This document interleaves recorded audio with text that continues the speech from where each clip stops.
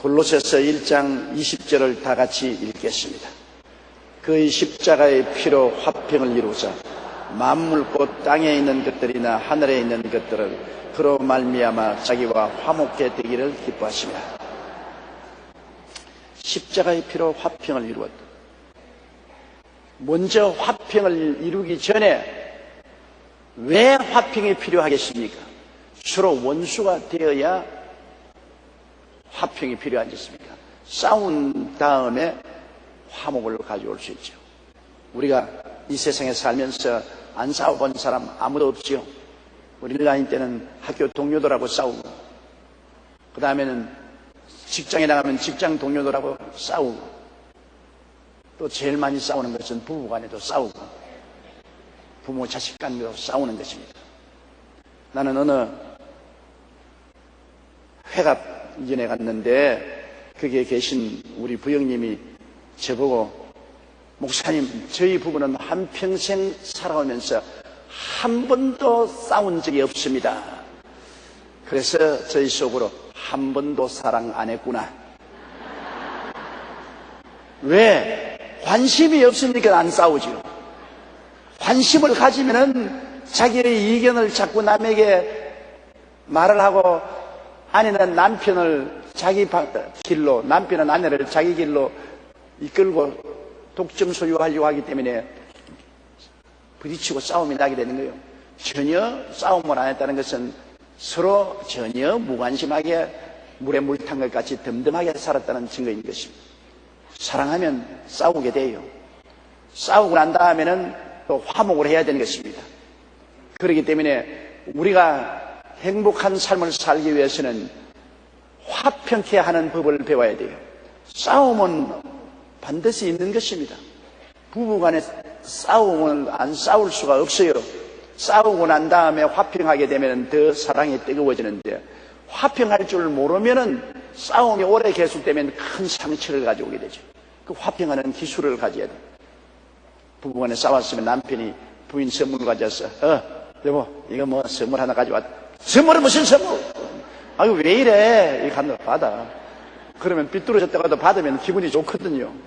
또 남편이 삐뚤어졌으면 부인이 남편 위해서, 아이고, 오늘 수고하고 얼마나 더웠겠어. 여기는 시원한 냉수 마시게 만들었으니 마시라고 등이나 쓰다듬으면, 미쳤나, 이게 왜 야단이야? 그러면서도 속으로 그것이 화해의 동기가 되는 것입니다. 화해의 동기를 만들어야 돼요. 형제간에 싸워도 서로 화해의 동기를 만들어야 됩니다. 먼저 말을 걸어서 화해를 만들 사람이 있어야 하는 것입니다. 둘이 다 화해를 안 하려고 작정하라고 딱 버티면은 절대 안 되죠. 북한과 대한민국도 서로 화해하고 상부상조하고 살려면 어느 편이든지 대화를 열어야 됩니다. 물꼬를 트야 돼요. 우리는 우리대로 딱 버티고 있고 북한은 북한대로 딱 버티고 있으면 화해가 되지 않기 때문에 대화의 물꼬가 트이지 않습니다. 그래서 우리가 비료도 보내고 쌀도 보내고 심지어 전기조차 보내겠다고 한 것은 서로 싸우지 말고 전쟁하지 말고 대화와 화해를 통해서 함께 잘 살자, 그러한 제스처인 것입니다. 한편에서라도 그렇게 화해의 제스처를 해야 상대방이 그것을 받아들이고 화해가 되지, 두 분 다 고집 부리고 자기가 옳다고만 있으면 절대로 안 되는 것입니다. 그렇기 때문에 부부간에 함께 행복하게 살려면 어느 누구도 한편이 자기를 죽이고 화해의 손을 내밀어야 되는 것입니다. 그 화해의 손을 내민다는 것이 힘들지요. 자기를 죽이지 않고는, 자존심을 죽이지 않고는 화해의 손을 내밀기가 힘든 것입니다. 내 자존심 딱 버티고 있으면 안 되지요. 하나님이 세상을 이처럼 사랑하사 독생자를 주셨다는 것은 여러분 그 배후에 너무나 놀라운 사실입니다. 하나님 앞에 범죄한 것은 사람입니다. 하나님은 아담과 하와를 위해서 우주를 다 준비하시고 말로 다 할 수 없는 아름다운 에덴의 낙원을 예비해서 주셨습니다. 하나님은 아담과 하와에게 해롭게 한 적이 전혀 없어요. 아담과 하와가 하나님을 배반하는 것입니다. 하나님의 마음에 큰 상처를 입혔습니다. 하나님은 아담과 하와에게 배신을 당했습니다. 온 지구를 다 아담과 하와에게 주고 에덴 동산을 다 주었는데 아담과 하와는 하나님을 배신하고 마귀와 짝을 지었습니다. 마귀는 하나님의 원수 아닙니까? 하나님을 대적하고 쫓겨난 마귀와 손을 잡고 하나님을 배신했으니 하나님이 입은 상처는 말로 닿을 수 없죠. 그 배신 때문에 아담과 하와는 하나님께로부터 쫓겨났어요.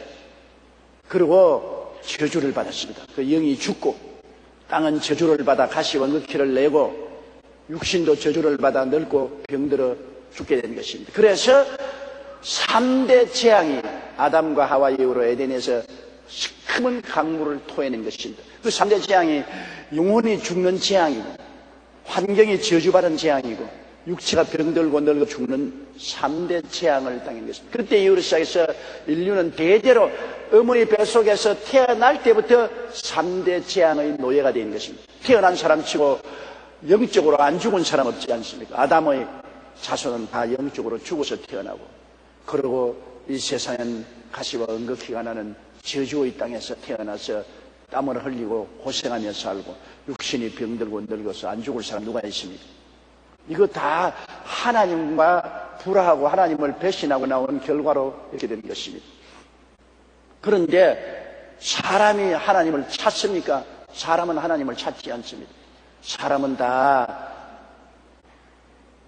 마음속에 악한 마음을 품고 멀리 하나님을 떠나서 인본주의로 삽니다. 사탄을 섬기고 세상을 섬기고 인본주의로 살고 하나님을 떠났습니다. 그런데 이런 사람들을 하나님이 불쌍히 여기셔서 화해의 손길을 내밀었는데 사람이 먼저 하나님 화해합시다 하고 나온 것이 아니라 하나님 편에서 먼저 화해하자고 하나님께서 그 아들 예수님을 세상에 보내신 것입니다. 그렇다면 하나님이 마음속에 당신을 십자가에 못 박은 것입니다.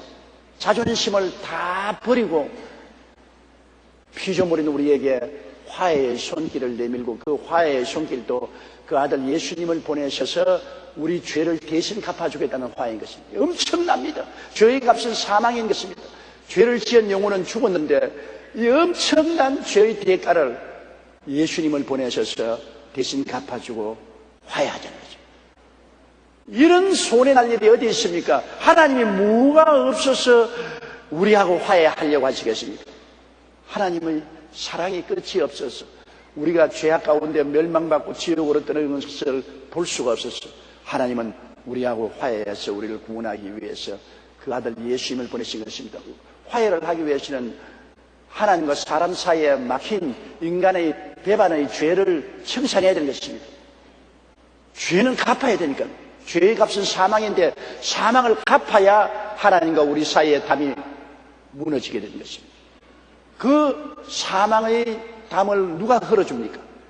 하나님이 예수님을 보내셔서 죄 없는 하나님 아들이 죄 있는 사람의 몸으로 오셔서 인간의 죄를 대신 다 짊어지고 십자가에서 우리의 죄를 청산해서 하나님과 사람 사이에 막힌 죄의 담을 흘러버린 것입니다.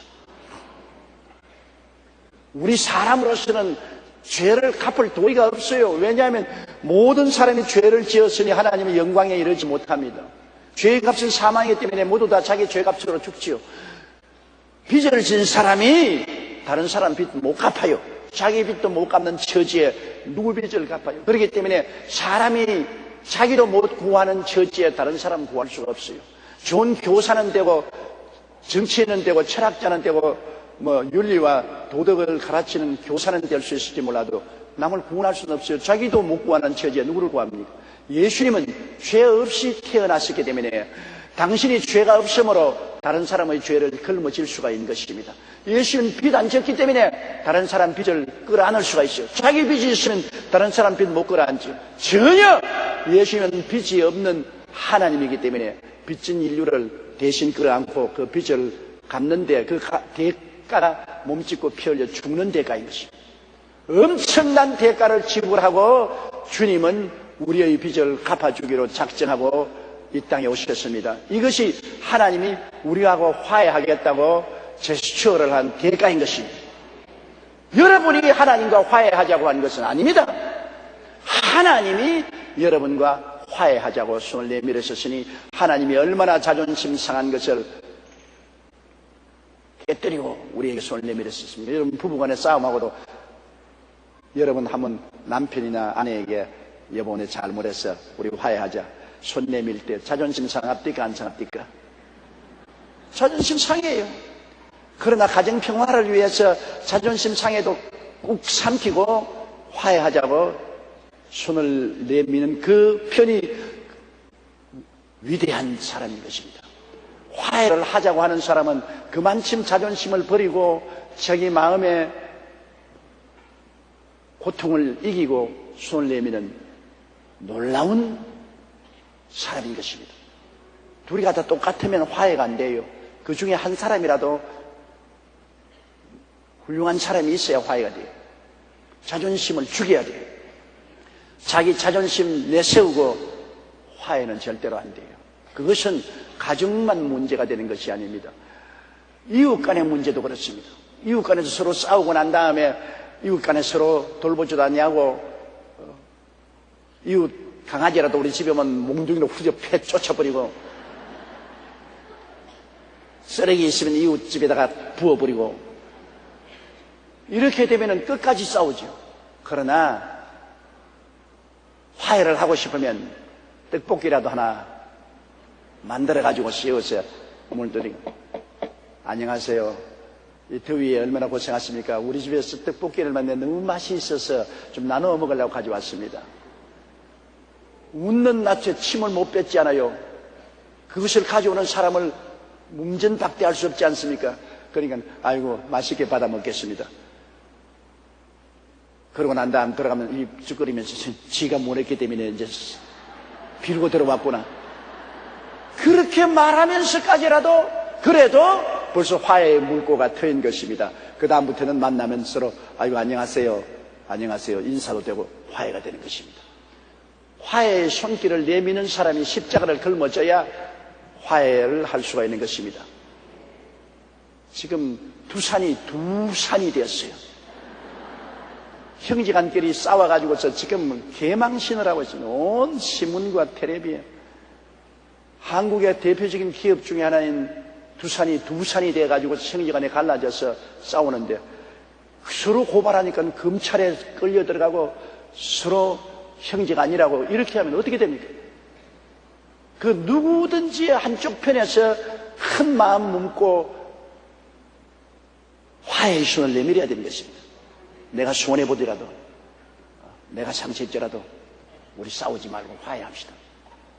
화해하자고 손을 내미는 편이 십자가를 걸머져야 되는 것입니다. 십자가 안 걸머지고는 절대로 화해가 안 돼요. 십자가 걸머진다는 것은 죽는다는 것입니다. 내가 죽어야 화해를 할 수 있지 내가 살아서는 화해가 안 돼요. 십자가에 몸짓고 피 흘려 죽어야 화해가 되는 거예요. 하나님도 우리 사람하고 화해하자 하는데 죄는 사람이 짓고 배신은 사람이 했는데 화해는 하나님 편에 먼저 손을 내밀어서 화해의 대가로서 예수님이 십자가를 걸머진 것입니다.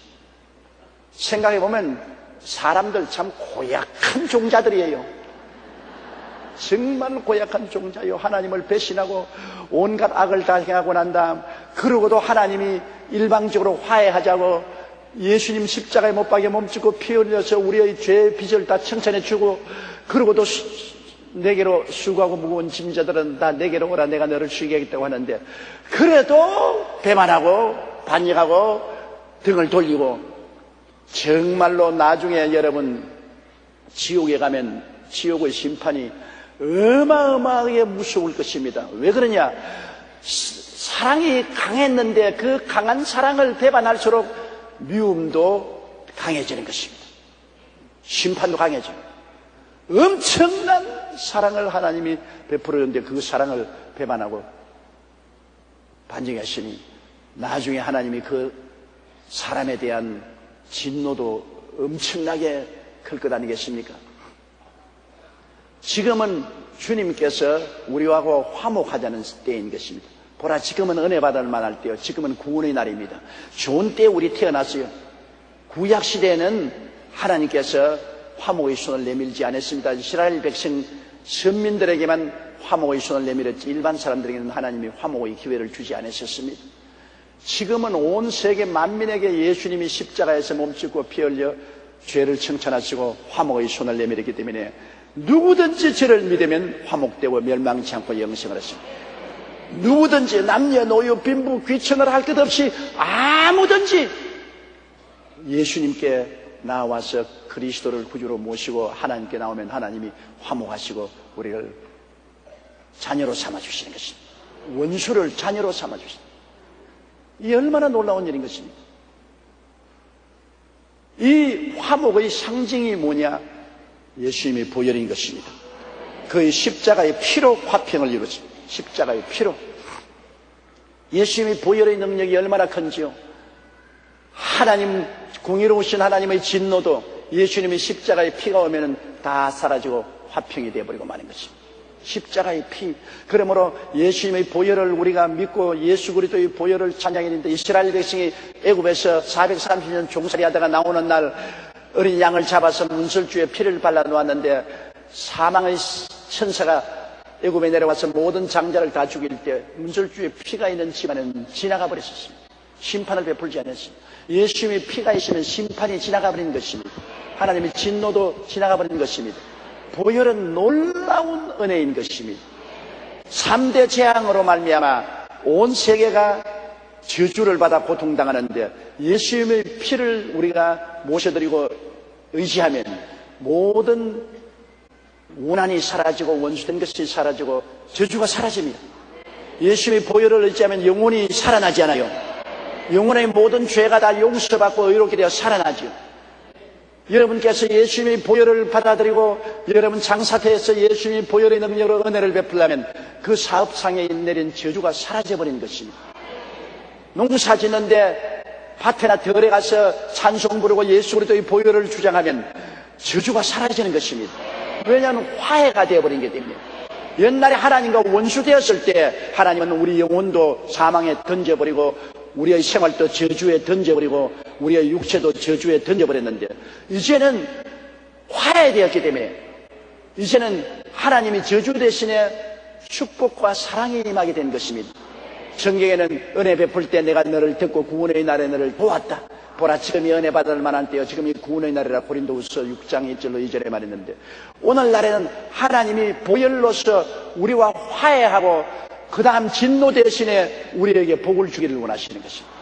그러므로 여러분, 보혈을 감사하고 예배하고 찬송하고, 하나님 보혈로 내 영혼을 정하게 하시고 구원해달라고 할 때 그렇게 해주시고, 보혈의 능력으로 하나님 모든 저주를 제하시고 낭패와 실망을 제하시고 아브라함의 복이 임하게 해달라고 기도하면, 가정 예배에서나 장사태에서나 여러분 농장에서도 보혈의 능력이 임하여서 저주를 제하고 축복이 이루는 것입니다. 우리는 하나님의 보혈을 예배해야 됩니다. 하나님 예수 그리스도의 보혈을 감사합니다. 보혈을 찬양합니다. 보혈을 찬양하고 감사하고 예배드립니다. 보혈의 능력으로 역사하여 주시옵소서. 피가 있는 곳에 죄는 물러가고, 피가 있는 곳에 마귀도 물러가고, 피가 있는 곳에 세상도 물러가고, 피가 있는 곳에 질병의 저주도 사라지고, 피가 있는 곳에 세상의 가난의 저주도 사라지고, 피가 있는 곳에 사망과 음부도 사라져버린 것입니다. 보혈의 능력 너무나 위대한 것입니다. 예수님이 흘리신 그 보혈, 이 보혈이 있으면 사망의 세력은 사라지고 마는 것입니다. 오늘날 우리가 예수 그리스도의 복음을 전가하면서 피를 전하지 않으면 안 되는 것입니다. 복음의 핵심이 보혈인 것입니다. 피인 것입니다. 예수님께서 죽으셨다가 부활하셔서 당신의 피를 가지고 하나님이 지성소에 들어가서 속죄소 위에 그 언약의 피를 뿌린 것입니다. 그 피가 큰 증거됩니다. 예수 그리스도께서 흘리신 그 피가 하나님 앞에 속죄소 위에 언약 맺은 큰 증거의 피가 되는 것입니다. 그 피는 무엇을 증거합니까? 죄가 영원히 용서받았다는 증거인 것입니다. 우리가 영원히 믿음으로 의롭게 되었다는 증거인 것입니다. 그 피는 마귀의 정사와 권세가 영원히 해체되었다는 증거인 것입니다. 그 피는 율법의 정죄와 의식이 영원히 사라졌다는 증거인 것입니다. 그 피는 인간 행위의 자랑이 영원히 없었다는 증거인 것입니다. 그 피는 구원은 하나님의 은혜의 선물로 주었다는 증거인 것입니다. 그러므로 보혈을 우리가 알고 믿고 찬양을 하는 것은 너무나 귀한 것입니다. 여러분께서 신앙에 힘이 생기지 않고 믿음이 힘해질 때 하나님 보혈의 능력으로 나를 씻어주시고 보혈의 능력으로 성령이 임하여 역사하게 도와주시옵소서. 새로워지는 것입니다.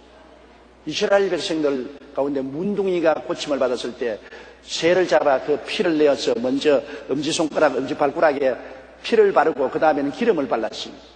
피는 보혈을 말하고 기름은 성령을 말합니다. 기름이 보혈이 있는 곳에 성령이 임하시는 것입니다. 보혈이 없는 데는 성령도 임하잖아요. 어느 교회도 보혈에 대한 찬송을 많이 하고 보혈에 대한 설교를 많이 하면 성령이 임하시는 것입니다. 그러나 율법적인 의식이나 자꾸 설교하고 심판이나 하고 보혈에 대한 설교하지 않고 보혈에 대한 예배와 찬송이 없으면 성령의 역사도 떠나가 버리고 만 것입니다. 세계 기독교 역사를 통해서 부흥의 역사가 일어났을 때마다 언제나 청중들이 모여서 가장 예수님의 보혈에 대한 찬송을 많이 불렀습니다. 그럴 때 능력 있게 성령이 임재하신 것입니다. 보혈의 능력이 얼마나 큰지 모르는 것입니다. 그러므로 그리스도 예수의 십자가 대속의 핵심이 그 보혈의 능력이라는 것을 잊지 말아야 됩니다. 그 십자가의 피로 화평을 이루는 것입니다. 그냥 십자가 아닙니다. 십자가의 피로 화평을 이루자 만물, 그 땅에 있는 것들 만물입니다. 사람만 아니라 만물이라고 했잖아요. 사람도 영원히 예수님의 피로 하나님과 화평되고 우리 육체도 피로 하나님과 화평이 되어서 저주의 질병이 떠나가고 화평의 축복이 임하시고 땅도 바다도 나무도 풀도 곡식도 모두 다 이 땅은 저주받은 땅이었는데 예수님의 피로 화평하게 되는 것입니다. 화평하게 돼요. 그러니 마귀가 예수의 피를 얼마나 미워하고 두려워합니까? 왜 이 땅이 저주받고 고통스러워야 되겠는데 예수님의 피가 있으면 다 화평이 되는 것입니다. 하나님과 화평, 우리 사람도 화평되고 몸도 화평하고 우리의 사는 환경도 하나님과 화평이 이룬다. 하나님의 밝은 웃음이 웃어지는 화평을 이루게 된다. 한 가정에도 여러분 자식의 부모와 마음이 상해하면 온 가정이 지옥이잖아요. 집에 있는 것이 아버지 어머니와 틀리면 가정이 지옥이잖아요. 그러나 아버지 어머니하고 화평을 하고 함께 밥상에 앉아서 서로 대화할 수 있으면 가정이 천국으로 변하잖아요. 제일 고통스러운 것이 불화입니다. 불화. 부부간에 싸워본 사람 싸우고 난 다음에 집 밖에 나가서 일이 손에 잡히느냐? 안 잡힙니다. 저도 과거에 많이 싸워봤는데 싸우고 탁 박차고 큰소리하고 나와도 정신이 하나도 없어서 집중이 안 돼요. 일이. 성경도 눈에 안 들어오고 기도도 안 나오고 하나님 말씀도 잘 전가할 수 없어요. 목사 사모가 제일 고집이 세다는 이유가 있습니다. 왜? 목사는 별 도리 없이 수요일날 예배를 인도해야 되고 주일날 예배를 인도해야 되기 때문에 화목하지 않고는 성령이 오지 아니하심으로 먼저 회개를 하거든. 그러니 초년 때부터 늘 자꾸 목사님이 부인에게 회개를 하니까 습관이 돼가지고서 싸워봐라. 수요일날까지만 기다리라. 까짓것 수요일날까지만 기다리라. 이래가 목사 부인들이 제일 고집이 세다고. 왜? 목사들이 쉽게 회개를 하니까. 다는 안 그렇지만 그런 경향이 많다 그 말인 것입니다. 내 경험에 의하면 내가 먼저 늘 회개를 했으니까. 안 하면 기도가 안 나오는데 어떻게 해요? 하나님 말씀 증거하려고 하면 기도가 해야 되겠고 성령이 임해야 되는데 화해가 안 되고 불화가 되어 있으면 아무 역사도 일어나지 않은 것입니다. 가와 만선석이라고. 그러므로 불화는 모든 고통의 시작인 것입니다. 하물며 하나님과 불화되어 있어 보십시오. 하나님과 올바른 관계에 있지 못하면 영혼도 절망이고 육체도 절망이고 땅도 절망이고 삶도 절망이고.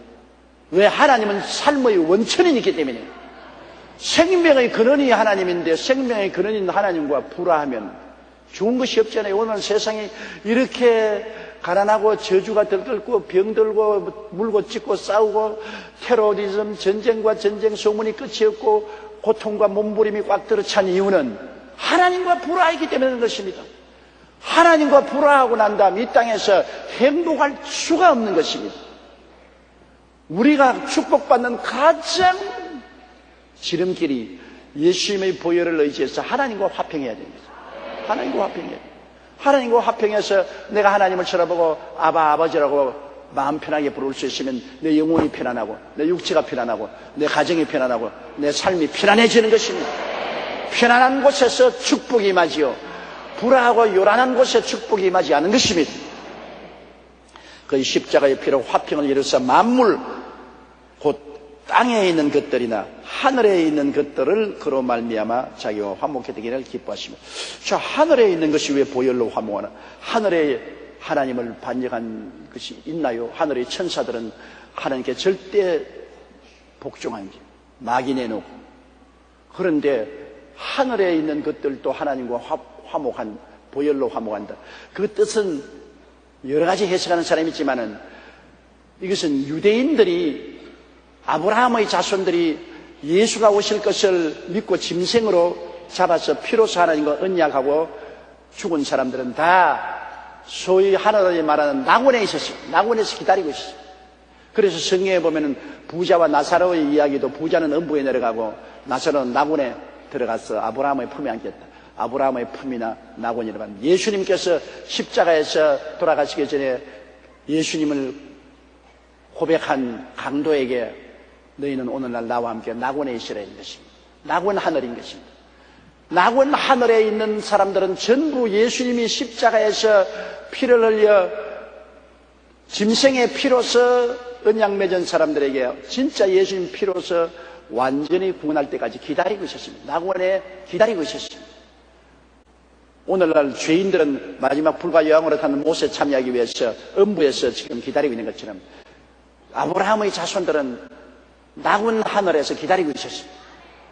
그런데 예수님이 십자가에서 죽으셨다 부활하셔서 그 보혈을 가지고 낙원에 내려갔어요. 자, 너희들이 오래오래 나 약속을 믿고 기다렸으니 이게 내가 다 이루었다. 피를 의지해서 이제 너와 완전히 화목하게 되었다. 짐승의 피로 언약 맺은 너희들 이제는 나의 피로서 다 화목되었으니 천국으로 가자.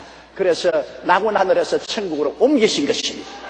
그래, 하늘에 그 사람들은 낙원 하늘에 있던 사람들인데 다 화목했죠. 그래서 땅에 있는 것들이나 하늘에 있는, 낙원 하늘에 있던 것들이나 모두 다 예수님의 보혈로 화평하게 된 것입니다.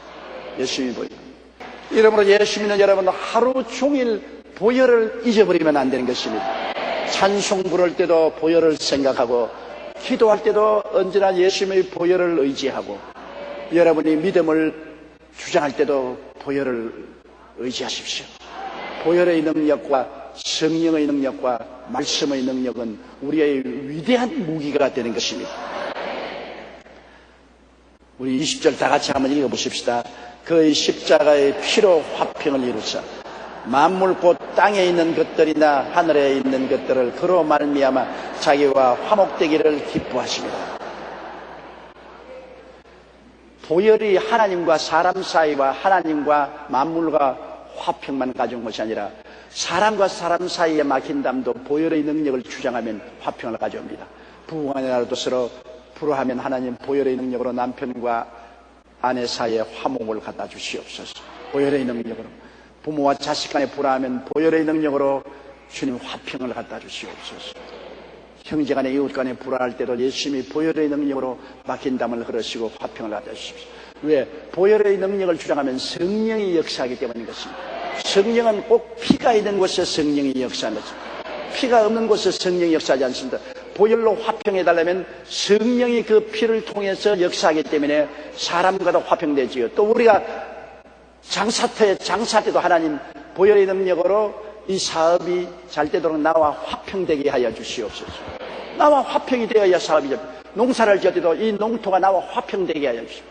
예수님이 보혈의 능력으로 이 농토가 나와 화평되게 하여 주시옵소서. 서로 궁합이 맞으면 사람이 자기 장사터에도 궁합이 맞아야 되고 농사도 궁합이 맞아야 잘 되지 않습니까? 틀리면 안 되지 않아요? 예컨대 그것은 예수님의 보혈과 성령의 능력으로 이루어지는 것입니다. 21절요. 전에 악한 행실로 멀리 떠나 마음으로 원수가 되었던 너희를. 자, 우리 예수 믿기 전에 어떠한 사람들이 악한 행실로 멀리 떠나, 우리가 하나님을 모르니까 하나님을 배반한 인간은 모든 것이 악입니다. 빛과 어두움이 있는데 빛이 없으면 뭡니까? 어두움이죠. 어두움이 있으면 빛이 없고 빛이 있으면 어두움이 없습니다. 빛은 하나님이고 어두움은 마귀인데 하나님이 없으면 누가 와 있습니까? 마귀가 와 있죠. 마귀는 바로 어두움이요, 죄요, 악입니다. 아니, 나는 뭐 특별히 나쁜 짓 안 했는데 그것이 문제가 아닙니다. 내가 빛 속에 있느냐 어두움에 있느냐 그것이 문제인 것입니다. 빛 속에 있으면 모든 것이 의롭고 영광스럽고 거룩하고 깨끗해지는 것입니다. 어둠 속에 있으면 모든 것이 더럽고 추하고 악하게 되는 것입니다. 그러므로 예수님 믿지 않고 윤리적 도덕적으로 깨끗하게 살아도 하나님은 그것을 빛난 악으로 보는 것입니다. 외모로 볼 때는 번쩍번쩍 빛난 같지요, 사람들 보기에. 그러나 하나님은 그것을 악으로 보는 것입니다. 하나님 모르고 행한 모든 윤리와 도덕적이고 선한 행위라는 것 자체도 빛난 악덕입니다. 모든 것을 예수님을 믿고 하나님 안에서 행하여 의롭고 선하게 되는 것이지, 예수 믿지 않고 하나님 없이 행한 인간의 행위는 다 악입니다. 그렇기 때문에 예수 없이 내가 선한 행위로 구원받는다고 생각하지 마십시오. 그것은 빛난 악덕입니다. 아무리 선한 행위를 해도 하나님의 아들 예수님을 믿고 하나님을 의지하지 않고 한 선한 행위는 하나님이 악으로 취급하고 인정하지 않습니다. 그리스도 안에서 행한 것이 하나님 앞에 인정을 받는 것입니다. 전에 악한 행실이니까 악한 행실을 쉽게 말하면 하나님 안 믿고 살아온 삶을 말하는 것입니다. 하나님을 믿지 않고 살아온 삶 전체가 하나님 보시기에는 악한 행실입니다. 하나님 없는 생각도 악한 생각, 하나님 없이 말한 것도 악한 말, 하나님 없이 행한 행실도 다 악한 행실인 것입니다. 예수 그리스도를 믿고 하나님 안에서 살아야 의와 선과 거룩함과 진리가 되는 것이지요. 그렇지 않고는 모두 다 악입니다. 전에 악한 행실로 멀리 떠나 하나님 앞에 악을 가지고 있으니까 멀리 떠날 수밖에 없죠. 먼 나라로 떠났습니다. 탕자의 비유에서 둘째가 아버지 밑에 있기 싫으니까 재산을 다 모아가지고서 먼 나라로 가버렸습니다. 하늘나라와 세상나라는 먼 나라입니다. 여러분, 예수 그리스도 안에서는 하늘나라가 임하여 계시고 예수 그리스도 없는 이 세상은 세상나라인 것입니다. 우리가 사는 것은 두 나라입니다. 우리 예수 믿는 사람들은 먼저는 마음으로 하늘나라 안에서 살고 있고 육체로는 세상나라 안에 있는 것입니다. 그러나 실제로 하늘나라와 세상나라는 가까우면서도 영원히 멀면서도 가까운 것은 빛과 어두움이 거리가 얼마나 됩니까? 여러분, 제게 한번 말씀해 주시죠. 빛과 어두움 사이에 거리가 얼마나 됩니까? 빛이 있을 때 어두움은 한없이 멀리 있지요. 그러나 빛이 없어지면 순식간에 어두움이 다가오지 않습니까? 빛과 어두움에는 거리를 말할 수가 없지 않아요. 빛이 있으면 어두움은 순식간에 사라지고 빛이 사라지면 순식간에 어두움이 오지 않습니까? 그러므로 예수님이 계시면 순식간에 마귀는 떠나가고 예수님이 떠나가면 순식간에 마귀가 들어오는 것입니다. 거리는 인간적인 척도로서는 상상할 수가 없는 것입니다. 그러므로 우리가 마음으로 악한 행실로 하나님을 믿지 않을 때는 멀리 떠나 있어요. 마음으로 원수가 되었어요. 하나님과 원수가 되었어요. 하나님의 일을 다 무시하고 멸시하고 짓밟고 반대하는 하나님의 원수가 되었습니다. 그럼 생각해 보십시오. 안 믿어도 뭐 하나님이 그렇게 가호하게 하게 된가? 여러분, 그리스도를 믿지 않고 구원받지 못한 사람은 그 실존 자체가 하나님과 원수입니다. 원수. 그냥 친구도 아니요, 무관심한 것도 아닙니다. 원수예요. 원수는 너 죽기 아니면 내 죽기입니다. 내가 하나님을 죽이든지 하나님이 나를 죽이든지 둘 중에 하나입니다. 믿지 않는 삶의 상황이 하나님 앞에서 얼마나 위험하고 가혹스럽다는 것을 알아야 됩니다. 원수관계입니다. 하나님과 원수관계에 있어요. 우리는 하나님과 아버지와 아들의 관계에 있어요. 아버지와 자식의 관계에. 그러나 믿지 않는 사람은 하나님 앞에서 원수관계에 있는 것입니다. 그 성경이 그렇게 말하고 있죠. 전에 악한 행실로 멀리 떠나 마음으로 원수가 되었던 너희는 원수가 됐어. 그 원수가 된 사람이 뭐 어렵다고 하나님 날 도와주시오. 원수가 도와달라는데 도와줄 수가 있어요. 아주 무서운 상황 속에 있습니다. 그런 상황 속에서 육체가 죽으면 그 영혼은 영원히 지옥으로 곤두박질 칠 수밖에 없습니다. 22절요. 이제는 그의 육체의 죽음으로 말미암아 화목케 하사 너희를 거룩하고 흠없고 책망할 것이 없는 자로 그 앞에 세우고자 하셨으니, 이 원수된 우리들을 주님께서는 오셔서 육체가 죽음으로 그 보혈의 능력으로 화목케 하십니다. 보혈의 능력으로 화목케 하시고 난 다음에 그 다음에는 성령을 보내셔서 우리를 변화시켜 주시는 것입니다. 변화는 성령의 능력으로 오거든요. 사람의 힘으로 변화가 오잖아요. 에스겔 골짜기에 마른 뼈다귀들이 그냥 살아났습니까? 에스겔아, 생기로 명하여 이 뼈들에게 들어가게 하라. 그래 에스겔이 생기야 사망에서 불어서 뼛속에 들어가니까 뼈가 그냥 다 모여서 사람의 형상이 되고 그 위에 힘줄이 돋고 살이 덮이고 일어났는데 큰 군대가 되었더라. 메마른 뼈를 사람으로 변화시키는 것은 생기가 역사하는 것입니다. 그 생기가 바로 성령의 역사인 것입니다. 성령의 바람 불어오면 변화가 다가오는 것입니다. 하나의 혼인잔치에 물이 변하여 포도주가 되었지 않습니까? 예수님의 말씀을 통해서 성령이 물을 포도주로 변화시킨 것입니다. 땅이 공허하고 혼돈하며 흑암이 깊은 무에 있을 때 하나님의 신이 수면에 운행했습니다. 그럴 때 주님이 빛이 있으라! 성령이 어두움을 빛으로 변화시켜버린 것입니다. 궁창이 생겨나라! 무질서를 성령이 질서로 바꾸어 놓는 것입니다. 성령의 역사는 변화시키는 역사인 것입니다. 누구든지 그리스도 안에 있으면 새로운 피조물이 되는데 이 새로운 피조물은 성령의 역사로 되는 것입니다. 그렇기 때문에 우리가 예수 믿고 성령님을 인정하고 환영하고 모시드리고 의지하는 것이 얼마나 필요하다는 것을 그게 알 수 있는 것입니다. 성령을 의지하면 성령이 우리 속에 새 사람으로 변화시켜주는 것입니다. 물을 포도주로 변화시키듯이 새롭게 변화시키죠. 남편을 다시 지나가던 사마리아 여인이 예수님의 말씀을 듣고 순식간에 변화되었습니다. 성령이 그를 변화시킨 것입니다. 오늘날 내 힘과 능으로는 안 됩니다. 맞아요. 힘으로도 능으로도 안 돼요. 나의 신으로 말미암습니다.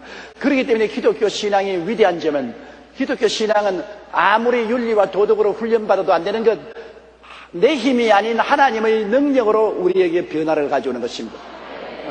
사람이 마음이 편안해지고 착해지고 고운 말, 깨끗한 말 쓰게 되고 올바로 살게 된 그러한 역사가 일어나는 변화는 성령이 갖다 주는 것입니다. 아무리 감옥을 많이 지어도 사람 변하지 못해요. 아무리 법을 엄하게 해서 심판을 해도 변하지 않아요. 사람이 마음이 변해야 되는데 왜 마음이 변하지 않냐? 내 마음 나도 몰라. 내 마음 나도 모르는데 어떻게 그 마음을 내가 변화시켜요? 그러나 그 마음을 예수님의 깨어진 몸과 흘리신 피가 변화시켜 주시는 것입니다. 하나님과 화평하면 성령이 오시니까. 예수님께서 요단강에 세례받으시고 제일 먼저 하신 일이 뭡니까? 하늘 문을 여시고 성령을 불러내리신 것입니다. 성령이 비둘기같이 임하신 것입니다. 그러고 난 다음 성령이 임하시니까 그 다음부터 예수님은 죄를 용서하고 귀신 쫓아내고 병을 고치고 죽은 자를 살리시고 배고픈 자를 먹이시고 큰 창조적인 역사가 일어난 것입니다. 주님은 오늘날도 여러분과 나에게 오셔서 하늘 문을 여시고 성령을 보내주신 것입니다. 성령이 우리를 변화시키는데 어떻게 변화시키느냐 하면 우리로 하여금 거룩하게 만든다. 세상과 등을 돌리게 만든다. 세상으로 따라가던 삶을 하나님 중심으로 살도록 거룩하고 흠이 없고 우리에게 성격적인 결점을 제하시고 그리고 책망할 것이 없는, 책망 것은 꾸중을 들을 만한 일, 마귀가 참수하고 하나님 앞에 꾸중을 들을 만한 행동을 하는 이러한 것을 다 없애주시고 그 앞에 올바르게 세워주겠다는 것입니다. 거룩하게 되는 것도 성령이, 우리 삶 속에 흠이 많지 않아요. 성이 급한 사람, 화 잘라낸 사람, 그렇지 않으면 술 잘 먹는 사람, 또 방탕하는 사람, 그런 흠적인 것도 하나님 변화시켜 주시고, 그 다음에는 마귀의 참소를 받을 만한 삶을 주님께서 성령으로 변화시켜 주시고, 예수 그리스도의 깨어진 몸과 흘리신 피로 하나님과 화평하게 하고 난 다음엔 성령이 임하시면 제일 먼저 우리 가운데 새로운 창조 역사가 일어나는 것입니다. 안 믿는 사람의 삶이란 공허하고 혼돈하고 흑암의 깊음에 있습니다. 마음이 공허하고 삶이 어디서 와서 왜 삶이 어디로 간지 모르게 혼돈하고 흑암은 마귀가 깊은 뿌리를 내리고 있습니다. 그런데 하나님의 신이 운행하면은 창세기처럼 어둠 대신에 빛이, 무질 대신에 질서, 죽음 대신에 생명, 추 대신에 미, 가난 대신에 부요가 생성되는 것입니다. 예수 믿고 성령 받으면 운명이 달라지게 되는 것입니다.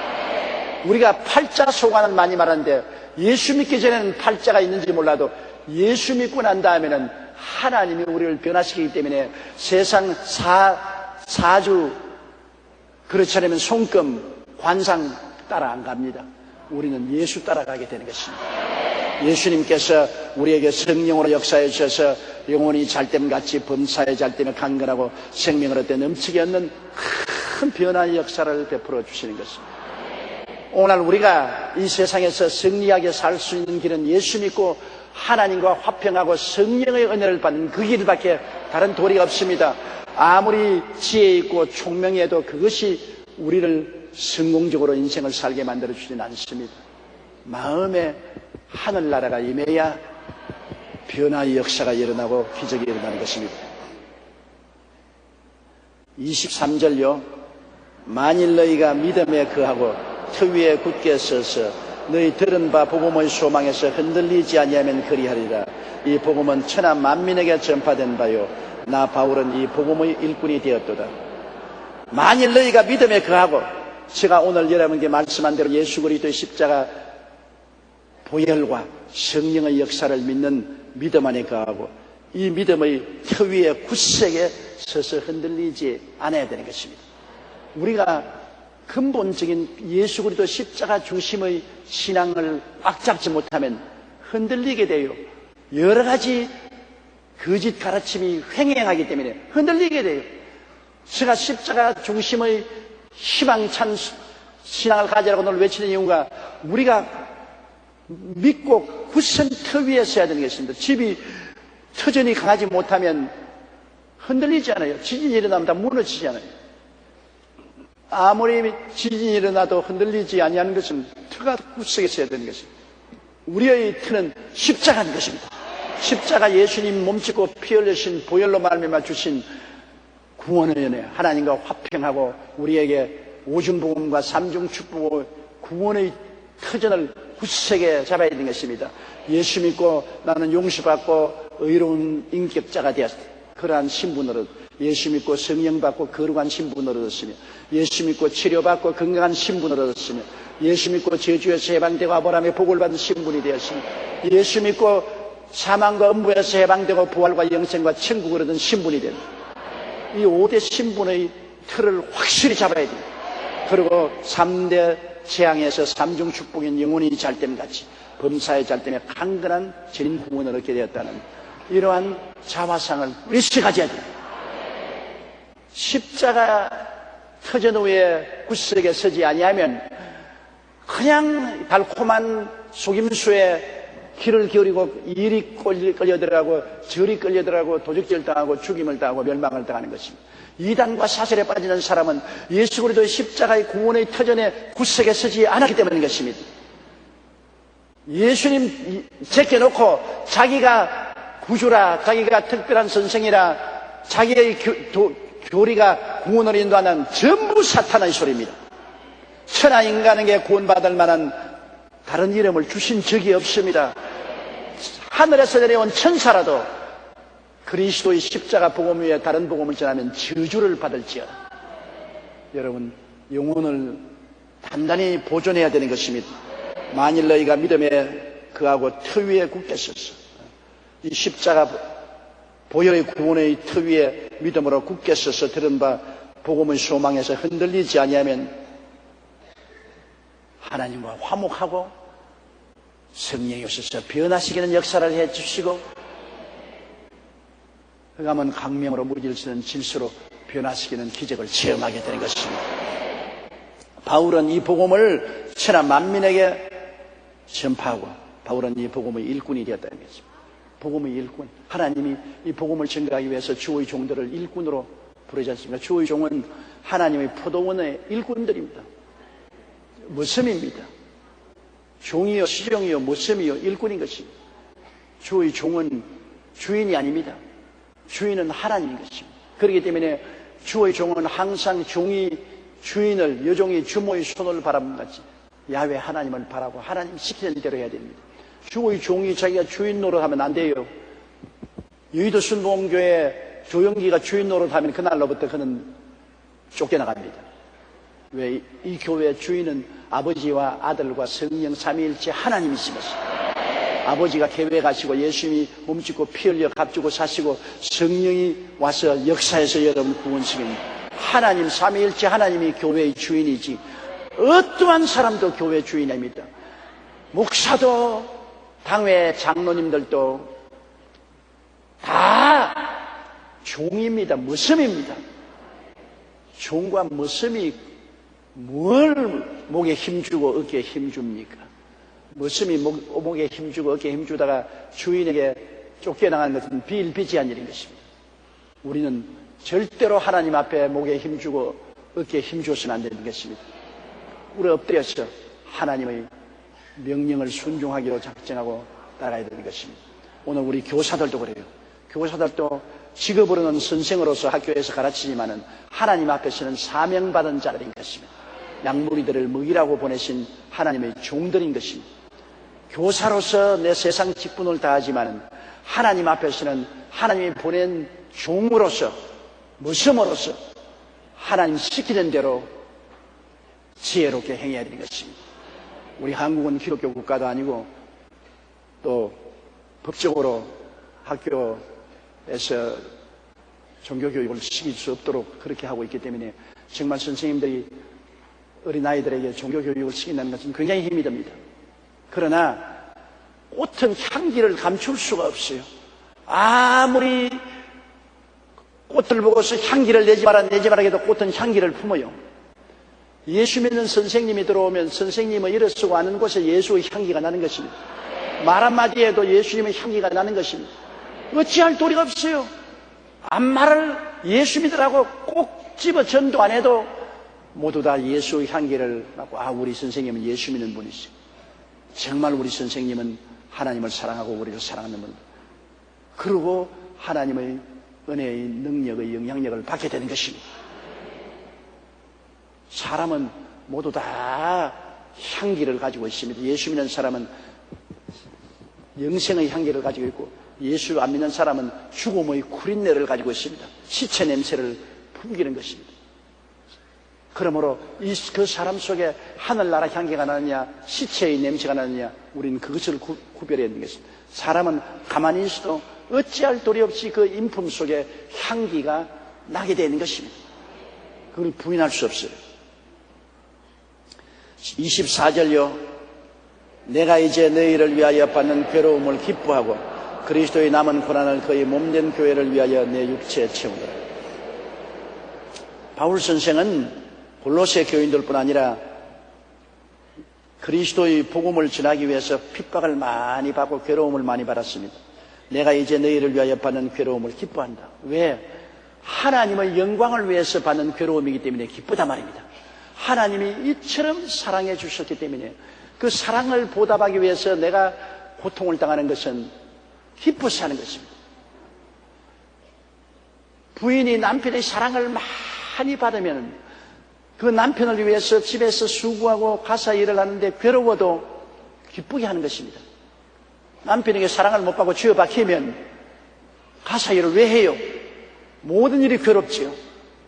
심지어 자식 기름까지 괴롭습니다. 그러나 사랑을 담뿍 받고 나면은 내가 그 사랑에 보답하는 마음으로 수고하는 것이 기쁘고 즐겁지 않아요. 우리가 왜 그리스도의 복음을 전하다가 욕도 얻어먹고 뺨도 얻어맞고 그래도 기뻐하느냐? 그리스도의 사랑의 그 은혜에 보답한다는 마음이 있기 때문에 기쁜 것입니다.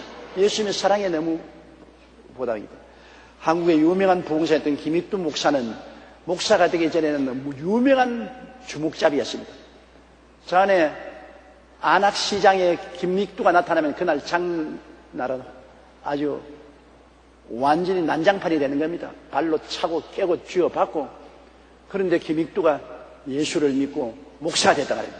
하는 김익두 목사님이 산길을 걸어가다가 너무 더워가지고서 옷을 벗어놓고 앉아서 쉬고 땀을 닦는데 술이 취한 중년 남자가 갈리자 그러므로 오더니만 야, 이 새끼야, 네가 왜 먼저 와서 내 자리를 차지했느냐?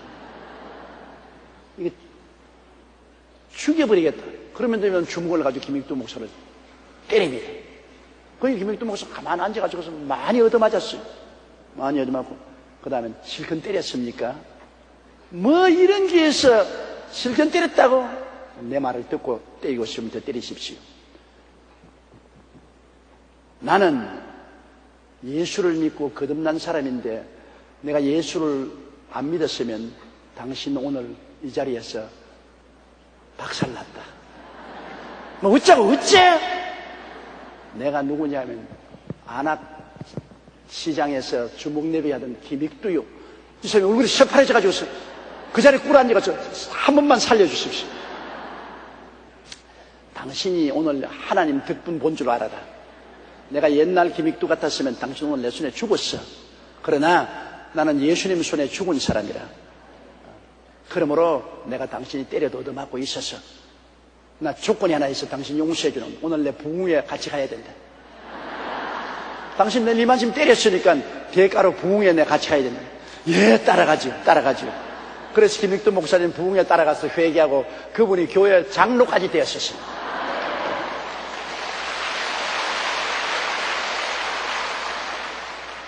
예수 그리스도를 믿었기 때문에 맞아도 감사하다 말입니다. 김익두 목사님이 얻어맞고도 기뻐요.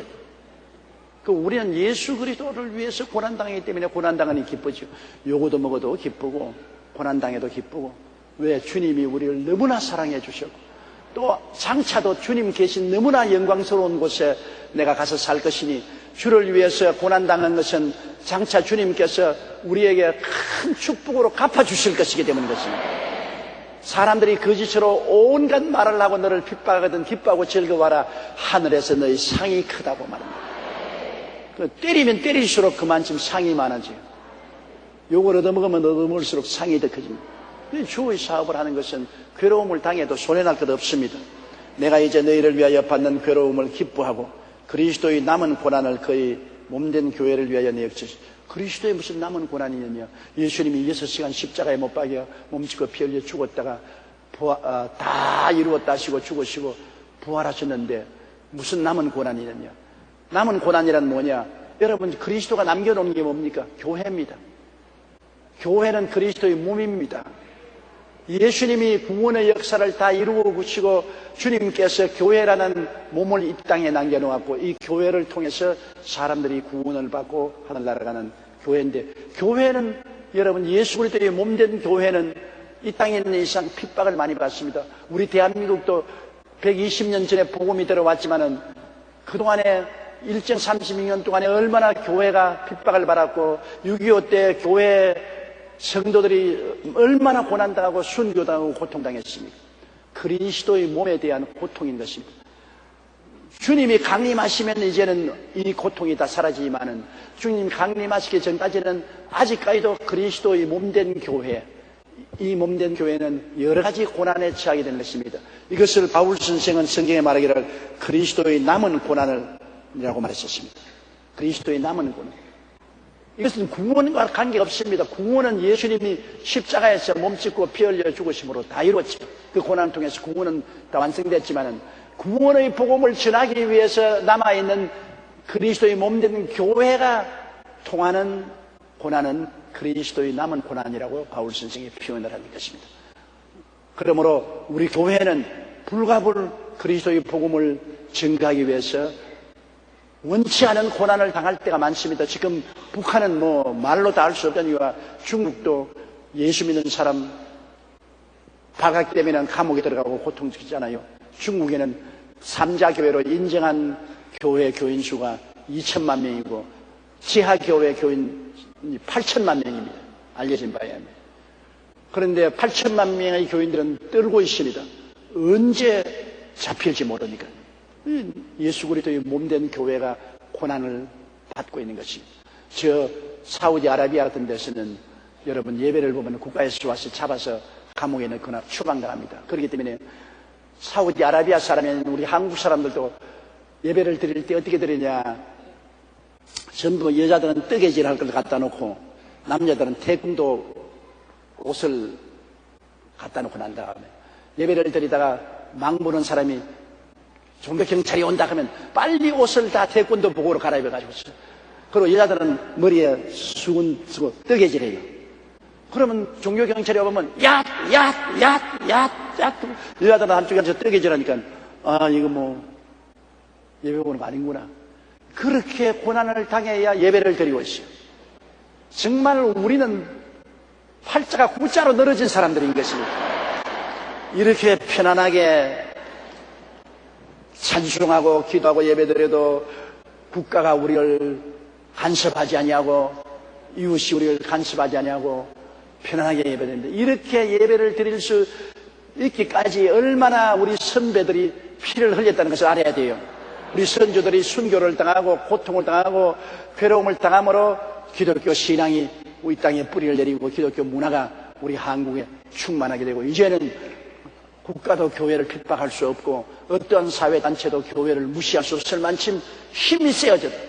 우리 민족의 30%가 예수 그리스도를 음으로 양으로 믿고 있기 때문에 손댈 수 없습니다. 우리는 정말 좋은 시대에 태어나서 편안하게 예수 믿는 줄 알아야 되는 것입니다. 정말로 감사해야 돼요. 어쩌다가 이때 태어났는지 감사하기 말로 다 할 수 없어요. 막 잡아 죽일 때 끌려가서 저 절두산에 3천여 명의 목이 날아갔는데 대웅원 시절에 그때 태어났더라면 여러분도 목이 날아갔어. 한강에 던졌어. 우리같이 편안하게 예수 믿고 천당 가는 것 얼마나 복받은지 말로 다 할 수가 없습니다. 그러므로 예수 그리스도의 몸된 교회가 이 땅에 남아있는 이상은 그 예수 그리스도의 남은 고난이 있습니다. 그리스도의 몸된 교회는 영혼을 구원하기 위해서 고난을 감내하고 나가야 되는 것입니다. 그것을 바울이 말한 것입니다. 내가 이제 너희를 위하여 받는 괴로움을 기뻐하고 그리스도의 남은 고난을 그의 몸된 교회를 위하여 내 육체에 채우느라. 몸된 교회, 그리스도의 몸된 교회에 붙은 가지이기 때문에 교회를 핍박하면 가지도 핍박을 받지 않습니까? 바울 선생이 교회의 핍박을 자기가 몸으로 당하고 있다고 말하는 것입니다. 25절요. 내가 교회에 일꾼된 것은 하나님이 너희를 위하여 내게 주신 경륜을 따라 하나님의 말씀을 이루려 함이라.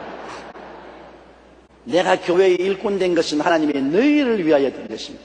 주의 종은 성도들에게 준 하나님의 선물입니다, 여러분. 주의 종은 다른 것 아닙니다.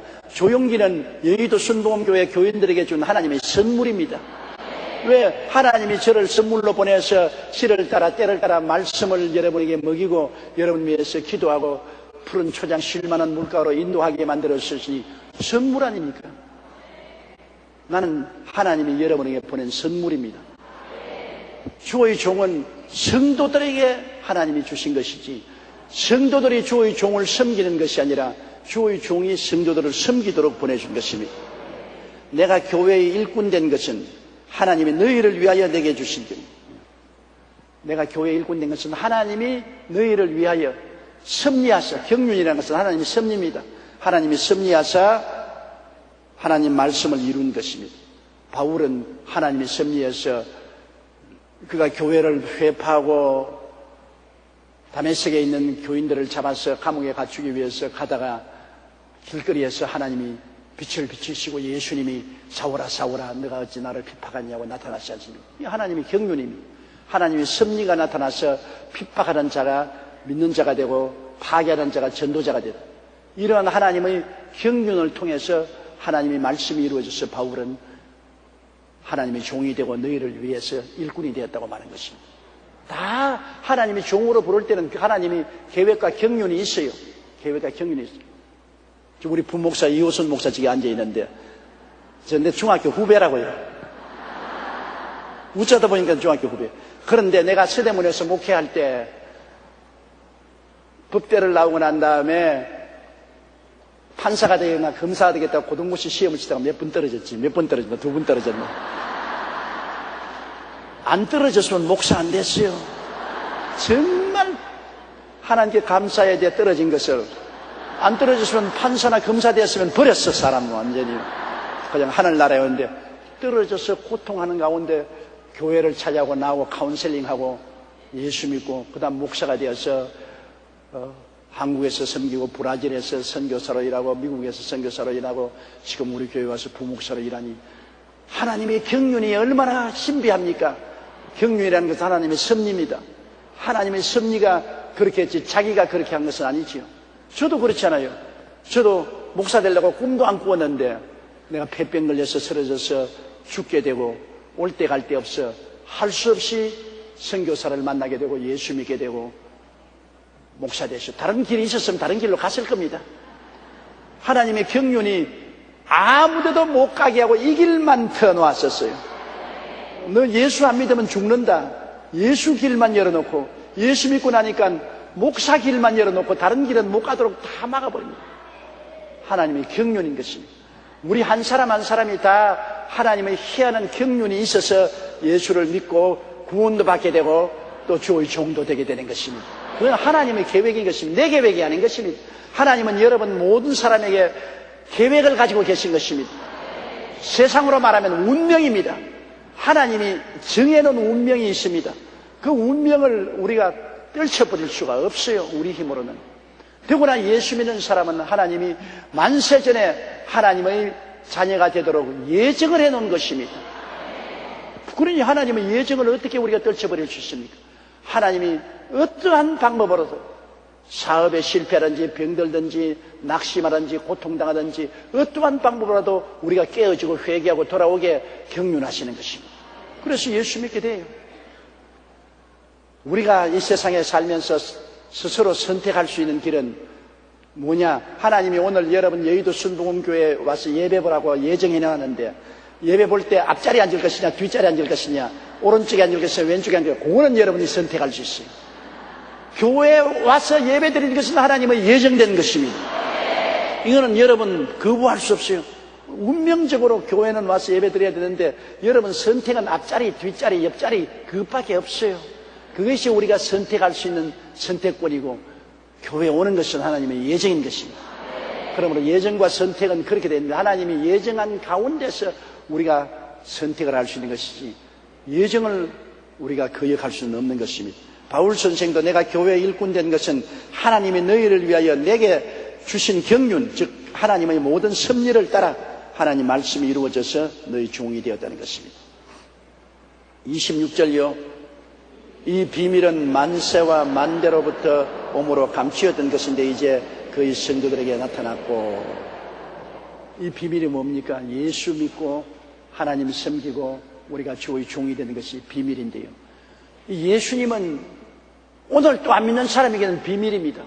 예수가 누군지 모르지 않아요. 구약시대에 하나님의 선민인 이스라엘 백성조차도 예수님을 몰랐습니다. 그들은 모세의 율법을 쫓아서 제사의식을 행했지 그것이 모두 다 예수님을 상징하는 것처럼 몰랐습니다. 짐승을 잡아서 피를 강물같이 흘렸습니다. 속죄제, 속건제, 감사제, 화목제, 번제. 그러나 이 모든 것이 예수님이 십자가에서 피 흘릴 것을 예정으로 보여주신 것인데 그 비밀을 몰랐거든요. 그렇게 많은 짐승을 잡아 제사를 드리면서 이 짐승이 장차 오실 예수 그리스도의 희생의 제물이라는 그 비밀을 몰랐습니다. 그렇기 때문에 예수님이 오셨을 때 예수님을 배반하고 예수님을 박대하고 등 돌렸죠. 이방인들은 말로 다 할 수 없이 모르지요. 이방인들은 아예 예수님이 하나님의 아들이요 구원의 섭리를 가지고 오신 분인지를 모르고 있죠. 비밀입니다. 그런데 그 비밀을 여러분은 깨달았어요. 어떻게 깨달았냐? 성령이 깨닫게 해주신 것입니다. 성령으로 말미암지 않고는 예수 그리스도를 주라고 할 수가 없습니다. 성령이 마음을 열어서 깨닫게 해주셨어요. 빌립보에서 바울이 안식일날 시내가에 나가서 기도하러 갔는데 여자들이 많이 모였기에 복음을 전가하니 성령이 루디아의 마음을 열어주어서 예수를 믿고 그 가족이 다 구원받았습니다. 마음을 누가 열어줍니까? 성령이 열어주시는 것입니다. 이렇기 때문에 성령의 역사가 와야 비밀이 깨달아지지, 다른 사람에게 성령 없는데 없이 아무리 말해도 비밀이 돼서 모릅니다. 비밀은 알면 비밀이 아니잖아요. 우리에게는 예수님이 비밀 아닙니다. 우리 구주고 뭐 알려진 이시면 안 믿는 사람에게는 비밀이요. 아무리 말해도 무슨 말인지 몰라요. 그렇기 때문에 여러분은 이 비밀을 깨닫게 된 것을 너무나 감사하게 생각해야 됩니다. 성령으로 말미암아 이 비밀을 깨달은 것입니다. 26절, 이 비밀은 만세와 만대로부터 감추었던 것인데 이제는 거의 성도들에게 나타났고, 27절요, 하나님이 그들로 하여금 이 비밀의 영광이 이방인 가운데 어떻게 풍성한 것을 알게 하려 하심이라. 이 비밀은 너희 안에 계신 그리스도니 곧 영광의 소망입니다. 이 비밀은 너희 안에 있는 그리스도가 비밀인데, 이 비밀은 우리에게 영광의 소망이다. 앞으로 큰 영광을 우리에게 주실 소망을 주신 그분이다. 영광이 여러분 참 좋습니다. 여러분 사람들에게 칭찬받으면 영광스럽게 생각하지 않아요? 상 받을 때 영광스럽지 않아요? 그리고 여러분이 출세하면 영광스럽지 않아요? 사람은 우스운 것인데도 영광을 느낀다고 합니다. 죄수가 큰 죄를 짓고 감방에 들어갔는데 친구가, 야, 이리 와. 내 이름 시문해 놨다. 야, 봐, 내 이름 시문해, 죄 지어서 잡혔다는 거 시문해 놨는데 자기 이름 시문해 놨다고 영광스럽게 생각합니다. 사람들은 자기 이름이 인정받는 것을 영광스럽게 생각하지 않아요. 영광이라는 것은 눈에 안 보이지만 이것이 사람이 살아가는데 굉장한 힘이 되지 않아요. 한 가정에도 남편이 아내를 인정해주면 영광스럽게 생각하지 않아요. 삶에 힘이 생기지 않아요. 또 부인이 남편 보고 당신 잘났어, 당신 정말 훌륭하고, 남편이 영광스럽게 느끼고 살아갈 의욕을 느낍니다. 남자는 더구나 더 그래요. 여러분 닭 보세요. 수탉. 닭은 수탉이 더 아름답지 않습니까? 그리고 허세를 부리거든. 암탉은 별로 이쁘지도 않아요. 수탉이 남자는 다 수탉 같은 마음을 가지고 있어요. 좀 의시되고 싶어 해요. 자기 부인 앞에서 좀 잘난 체하고 의시되고 싶어 하는데 부인에게 비평을 당하고 인정을 받지 못하면 완전히 좌절하거나 안 그러면 무지무지하게 반발합니다. 그 남자의 본성입니다. 부인에게 인정을 받으면 영광을 느끼게 되고 힘이 생기고 의시되고 날개를 이렇게 부풀리고 더 의시되고, 그리고 힘과 용기를 얻지만은 부인에게 인정받지 못하고 오히려 비평받고 판단받으면 좌절합니다. 완전히 날개가 다 부러져가지고 이렇게 병든 닭처럼 돼가지고, 그렇지 않으면 반발합니다. 까지가 될 대로 되라 반발합니다. 그렇기 때문에 우리 자매님 여러분, 남편들은 장닭 같다고 생각하고 좀 의시되도록 만들어줘야 돼요. 좀 의시되도록 만들어주면 좋지 않아요? 별로 돈 드는 것도 아니고 힘든 것도 아닌데. 우리 지휘자님 그렇지요? 아니, 우리 지휘자님도 우리 자매님들이 우리 지휘자님 제일이다, 오늘 지휘하는데 잘했다 하면 닭처럼 된다고. 그렇게 해드리라고요. 여러분 집에 들어가거들랑 남편들 좀 의시되어줄 수 있도록 만들어주면은 여러분도 좋고 남편도 좋고 가정도 다 좋아요. 그러다 멸시해버리면 그냥 완전히 파탄이 이르게 되는 것입니다. 그게 바로 영광이거든요. 영광. 인정받았다는 영광. 더구나 내 아내에게 내가 인정받았다는 영광. 그 대단한 영광이 되는 겁니다. 영광은 우리에게 큰 소망을 가져오는데, 장차 우리가 하늘나라 올라가면 하나님은 이런 영광을 주시는 것입니다. 하나님의 자녀가 된 것 영광스럽지요. 우리가 새로운 변화된 부활의 몸을 얻는 것 영광스럽지요. 그리고 아주 좋은 저택을 얻으니 얼마나 영광스럽습니까? 거기에다가 혼인잔치에 예수님의 신부가 되어서 들어가니 얼마나 영광스럽습니까? 아예 그냥 영광의 소망이 넘쳐나는 것입니다. 예수 그리스도가 가슴 속에 있으면 이 모든 영광의 근원이 되는 것입니다. 이 얼마나 음성스러운 영광이 우리를 기다리고 있으며 이 영광이 있기 때문에 우리가 기가 막히게 행복하고 기뻐하고 즐거워하게 되는 것입니다. 하나님이 그들로 하여금 이 비밀의 영광입니다. 이 비밀의 영광이 이방인 가운데 어떻게 풍성한 것을 알게 하려 하심이라. 이 비밀은 너희 안에 계신 그리스도시니 곧 영광의 소망입니다. 우리는 다 앞으로 다가올 큰 영광의 소망을 가지고 있습니다. 우리의 신분과 지위가 한없이 높아지고 영광스러워지는 그 소망을 가지고 있는 것입니다. 그 이유는 예수님이 우리 속에 계시기 때문인 것입니다. 28절요. 우리가 그를 전파하여 각 사람을 구원하고 모든 지혜로 각 사람을 가르치면 각 사람을 그리스도 안에서 완전한 자로 세우려 하니라. 우리가 예수님을 전파하고 또 예수 믿는 사람들을 지역장, 구역장, 우리 교사 여러분께서 구원하고 모든 수단과 방법을 다 통해서 가르치고 이렇게 하는 것은 점점 그리스도 안에서 장성한 분량이 넘치게 되기를 원하기 때문인 것입니다. 여러분, 어린아이로 남아있으면 안 되잖아요. 대소변 바라는 어린아이가 이제 대소변 가리고 기어다니고 초등학교, 중등학교, 고등대학 이렇게 완전한 성인이 될 때까지 부모들이 열심으로 노력하고 가르치지 않습니까? 자란 만큼 더 영광을 누릴 수가 있는 것입니다. 어린아이들은 사탕 과자 하나만 주면 영광스럽게 생각합니다. 그러나 어른에게 사탕 과자 줘서 영광스럽게 생각하잖아요. 어른들에게는 높은 지위를 주면 영광스럽게 생각해요. 누리는 것이 달라요. 천당에 올라가서 하나님의 영광을 누리는 것이 달라요. 잘하지 못한 사람은 하늘나라에 가서 하늘나라 사탕 과자 하나 가지고 좋다고 그런 적은 영광밖에 누리지 못해요. 그러나 잘한 사람은 하늘나라에 가서 큰 아름다운 상급을 주시면 그거 굉장히 영광스럽게 생각하죠. 적은 그릇은 고개에서 찰랑찰랑 넘치게 되지만 큰 그릇에서는 더 많이 담을 수 있지 않습니까? 사람이 우리가 이 땅에 그리스도를 모시고 살면서 얼마나 영적으로 성장했는가가 하늘나라에 올라가서 얼마나 많은 영광을 누릴 수 있는가 그릇이 되는 것입니다.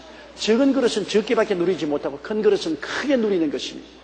그러므로 우리는 자꾸 말씀을 가르치고 격려하고 깨닫게 하고 하는 것은 잘하게 하려 합니다. 나도 잘하고 남도 잘하게 합니다. 우리는 그리스도 안에서 충만한 분량에 이르기까지 잘해야 되는 것입니다.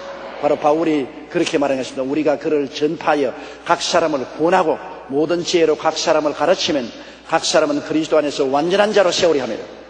완전하게 자르도록 만들려는 것입니다. 29절요. 이를 위하여 나도 내 속에서 능력으로 역사하시는 이의 역사를 따라 힘을 다하여 수고하느라. 바울이 수고는 하는데 실제로 열매를 맺는 것은 속에서 역사하는 성령의 능력으로 역사한다는 것입니다. 아무리 일을 해도 실제 효과는 속에서 성령의 역사해야 되는 것입니다. 저도 47년간 교회 사업을 했습니다. 그 육신적으로 수고 많이 했죠. 육신적으로 정말 무더위 여름철에도 한 달씩 많은 조의 종들이 휴가를 가요. 어제도 어떤 훌륭한 지도적인 조의 종을 만났는데 조 목사님은 8월 한 달 휴가 안 갑니까? 그래서 나 휴가 기도원에 사흘 동안 갔다 왔는데요. 아니, 기도원에 갔다 오는 게 무슨 휴가냐고. 저는 47년 동안 무더위가 있어도 한 달 동안 교회를 쉬고 휴가를 간 적이 없습니다. 왜? 복음 증거하는 그 사명이 마음에 너무 무겁고 또 휴가 갈 동안에 혹시 마귀가 들어와서 교인들에게 흩어놓으면 어떻게 하느냐. 교회를 지켜야 되겠다는. 그렇게 육체적으로는 수고를 했지만은 그러나 그 육체의 수고가 아무 효과가 없습니다. 그 저의 안에서 역사한 성령이 역사해서 효과를 발생한 것입니다. 제가 말한 것은 내가 여러분께 박수 받거나 칭찬받으려고 한 것은 아니고요. 내가 생겨 먹기로 그렇게 생겨 먹기 때문에 내가 했지. 왜냐하면 나는 편안하게 놀지를 못하기 때문에 생겨 먹어서 그렇게 되었지요. 제가 어떤 주의 은퇴한 목사님 보고서 참 편하겠다, 팔자 좋겠다, 이제는 교회 출근할 의무도 없고 주일날 설교 준비, 수요일날 설교 준비할 필요도 없고 참 편안하고 좋겠다. 나도 좀 그렇게 해봤으면 좋겠다. 그러니까 한 말이, 당신은 생겨먹은 것이 일하게 생겨먹었기 때문에 교회 시무하든 은퇴를 하든 당신은 절대로 쉬지 않을 것이다. 우리가 보기에는 당신은 팔자가 그런 팔자다. 맞았어요. 저는 우리 아버님께서 저를 보고 팽이의 팔자라 그래요. 팽이는 자꾸 때려서 돌려야 가만히 서있지, 가만히 있으면 자빠지니까 저를 보고 팽이 팔자라 그랬는데, 제가 무슨 잘나서 열심을 한 건 아닙니다. 왜냐하면 팔자가 그러니까 할 수 없이 하는 거예요. 팔자가 그러니까 자꾸 기도하고, 자꾸 교인들 돌보고, 자꾸 교회 나오고, 자꾸 전도하고, 자꾸 부흥회 나가고, 안 그러면 괴로우니까, 안 편안하니까 내 죽으라고 하는 것이지. 그러나 그렇게 한다고 효과가 있는 것이 아닙니다. 그 안에 성령의 역사해야 효과가 있는 것입니다.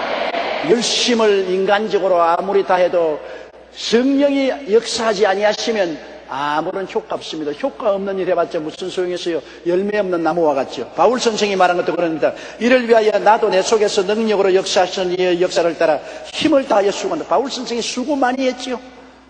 매도 수없이 맞고 여행도 너무나 많이 하고 굶주리기도 많이 하고 고생도 많이 했는데, 그러나 그러한 것이 열매를 맺은 것은 아닙니다. 그렇게 하는 가운데 그 안에서 능력으로 역사하시는 성령의 역사가 있었기 때문에 열매를 맺게 되는 것입니다. 그러므로 자랑할 것이 어디 있습니까? 없습니다. 자랑할 것은 하나님 아버지와 예수님과 성령님밖에 자랑할 것이 없는 것입니다. 우리 여의도 순복음교회가 세계적인 교회가 된 것은 우리가 사람으로 자랑하는지 모르지만 절대로 사람으로 자랑해서는 안 됩니다. 왜? 이 교회가 우리가 애를 써서 성도들이 헌금해서 건물도 짓고, 그때 1970년대에 이만한 건물을 지었다는 것은 정말 기적입니다. 왜냐하면 이 건물을 설계할 한국에 기술자가 없었어요. 이런 정도, 요사이는 얼마나 좋은 건물을 잘 짓지만 그때는 이 건물을 설계할 사람도 없었어요. 그러나 우리 성도들이 너무나 고생하고 정말 수고하고 어려운 생활 가운데서 헌금해서 이 교회를 지었지만은, 그러나 교회당만 지어놓고 교인들이 없으면 무슨 소용이 있습니까? 교회를 지어놓고 이 교회가 세계적인 교회가 되도록 성도들을 모아서 75만이 되게 한 것은 성령이 하신 일인 것입니다. 수고는 했어도 효과는 성령의 역사에서 효과를 발생하는 것입니다. 그러므로 항상 성령님을 인정하고 환영하고 모시드리고 의지하십시오. 우리 지역장, 구역장들이 수고하는 건 너무나 알아요. 저는 매일같이 지역장, 구역장들을 위해서 기도를 하는데 정말 고맙고 감사한 일이죠. 지역장, 구역장님들이 자원해서 영혼들을 위해서 신방하고 가르치고 수고하는데, 그래 수고해도 그것이 영혼을 자라게 하거나 구출하지 못하고 성령이 그 안에서 역사해야 효과가 있는 것입니다. 그러므로 지역장, 구역장 여러분 항상 성령 충만하도록 기도하고 성령님을 인정하고 환영하고 모셔드리고 의지하고 성령의 도우심을 구하십시오. 성령이 도와주셔야 효과가 있습니다. 교사 여러분, 열심으로 여러분이 학생들을 가르칠 때 언제나 성령께 의지하십시오.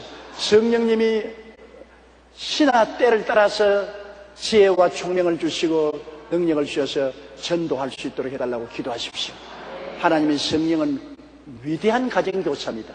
저는 이 이야기 하나 하고서 끝이야 되겠다. 내가 중학교 우리가 2학년에 올려와서 6.25가 났는데 6.25 사변을 끝나고 난 다음에 도로 중학교 3학년 교실에 들어갔는데 내 옆에 군산에서 이사 온 학생이 하나 있었어요. 키도 적고 몸도 왜소하는데 공부를 못해요. 그 6.25 사변 나기 전에 내 짝으로 왔는데 공부를 너무나 못해요. 왜냐하면 시험 칠 때 내가 다 보여줘도 못 적어요. 칸닝구도 못해요. 너무나 둔해서. 그런데 6.25 사변이 끝나고 난 다음에 3학년에 우리가 소집이 되어서 학교 가 공부를 하는데 얘가 천재가 되었어요. 어마어마하게 영어도 잘하고 수학도 잘하고 내가 볼 때 입이 딱 벌어져. 그래, 그 비결이 뭔가 보니까 그 아버지가 서울대학교 학생을 가정교사로서 고용했어요. 서울대학 학생이 가정교사로 와서 이 애를 데리고 열심으로 가르치는 게, 우리 학교 교과 과정을 대학생이 중학교 3학년 과정을 열심히 가르치니까 얘가 순식간에 우리 모든 학생들 반보다도 머리가 되고 꼬리가 되지 않고 위에 꽈리 내려가지 않았어. 박만교라고 지금 프랑스에서 유명한 과학자가 되었습니다만, 그래 내가 너무나 부럽더라고요. 나보다 형편없던 애가 가정교사 하나 잘 만나니까 완전히 천재가 되어버려요. 우리 힘으로 못하는 것, 훌륭한 가정교사가 오면 유능하게 만들어주는 것입니다. 그 가정교사가 누구냐? 성령이신 것입니다. 보혜사란 말은 쉽게 말하면 가정교사란 말인 것입니다. 우리를 돕기 위해서 하나님께로부터 보내심을 받아 항상 함께 있는 자, 그걸 보혜사라고 합니다. 파라클레토스. 그 우리를 돕기 위한 가정교사가 있습니다. 우리 보통 사람이요, 우리 별 볼 일 없는 사람인데 가정교사가 와 있기 때문에 그 교사의 말에 귀를 기울이고 그 교사의 인도를 받으면 여러분이 천재가 되어버리고 유능하게 되어버린 것입니다. 유능한 남자, 유능한 여자, 유능한 지역장, 유능한 구역장, 유능한 교사, 유능한 사업가, 유능한 정치가, 능하게 만드는 거예요. 바울 선생이 내게 능력 주신 자에서 내가 능치 못하심이 없나니라.